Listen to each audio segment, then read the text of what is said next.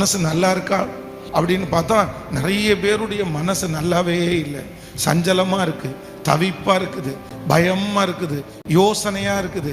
ஆனா இல்லை, உண்மையாய ஆண்டவருடைய சமூகத்திலே ஜெபிக்கிற ஆண்டவருடைய பிள்ளைகள் எப்படி இருக்கணும்னு கர்த்தர் விரும்புகிறாருன்னா, நான் நன்றா இருப்பதற்கு ஆண்டவர் விரும்புகிறார். இந்த உலகத்தில் இருக்கிற எப்பேற்பட்ட மனிதர்களாக இருந்தாலும் நீங்க ஒன்று நினைச்சுக்குங்க, நம்மளை ரொம்ப சீக்கிரமா மறந்துடுவாங்க. அதுக்காக நீங்க ரொம்ப கவனமா இருக்க வேண்டியது யார் தான் முக்கியம் அப்படின்னு சொன்னா, நான் மிகவும் முக்கியமானவள். நம்ம மினிஸ்ட்ரி பண்ணணும், நம்ம ஜெபம் பண்ணணும். ஆனா எப்படி ஜெபம் பண்ணணும், எப்படி மினிஸ்ட்ரி பண்ணணும் அப்படின்னா, என்ன கெடுத்து கிடையாது, என்ன அழிச்சு கிடையாது. அப்போஸ்தலனாகிய பவுல் சிறைச்சாலையிலே எப்படி இல்லை அப்படின்னா சோகமா இல்லை. சோகம் இன்னைக்கு உங்களையும் என்னையும் ஒரு ஊழியத்தை நிமித்தம்